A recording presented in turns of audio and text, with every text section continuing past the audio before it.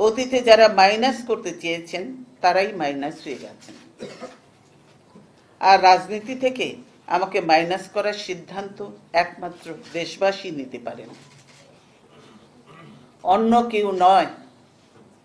যারা হুমকি দিচ্ছে তারা তাদের ফ্যাসিবাদী চেহারাই সকলের সামনে তুলে ধরছে। দেশবাসী যথাসময়ে তাদের উপযুক্ত জবাব দেবে।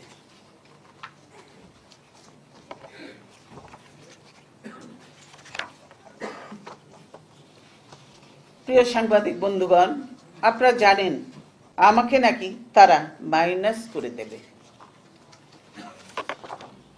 আমি মনে করি চূড়ান্ত বিচারে মাইনাস করার ক্ষমতা একমাত্র আল্লাহ রাব্বুল আলামিনের।